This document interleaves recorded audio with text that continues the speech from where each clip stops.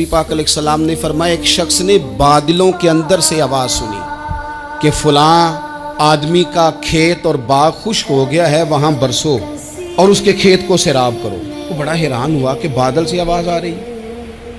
फिर उसने देखा कि एक पहाड़ी पर बारिश हुई, वो बादल वहाँ बरसा, फिर नालियों से होता हुआ पानी एक तरफ चला। तो जिसने आवाज़ सुनी थी, हुजूर बयान कर रहे हैं, वो भी पीछे पीछे चला कि पानी किधर जा रहा है।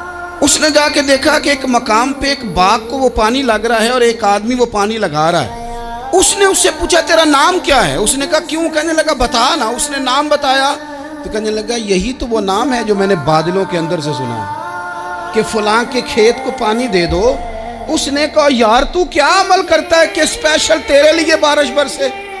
ये बुखारी पढ़ रहा हूँ, सियासता से हदीस अर्ज कर रहा हूँ। उससे पूछा, तू क्या काम करता है कि जनाब अल्लाह तबारक व तआला का हुक्म करम आया कि खास तेरे लिए पानी बरसे और तेरे खेत को सैराब करे? तो उसने कहा, छोटा जिम्मेदार हूँ, पर जब फसल उगती है तो 3 हिस्से करता हूँ।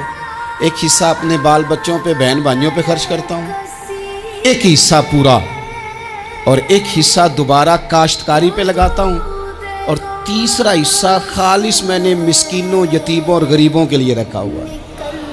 वो जो तीसरा हिस्सा, अल्लाह करे आप समझे, वो रब के बंदों पे तीसरा हिस्सा खर्च करता है ना, तो करीम मालिक ने फरमाया, जहाँ से गरीब का हिस्सा जाता है वो खेत खुश्क नहीं रहना चाहिए। वो जहाँ से मिस्कीन रोटी खाते हैं वो खुश्क ना रहे। जहाँ से यतीमों को कुछ आता है कहीं उसकी फसल रह ना जाए। मैं और आप भी अगर अपने माल में मिस्कीनों, यतीमों, गरीबों के हिस्से रख लेंगे तो फसलें खुश्क नहीं रहेंगी। उनके अंदर ताजगी आएगी, नूर आएगा, करम आएगा, खास कर खुदा की रहमत बरसेगी।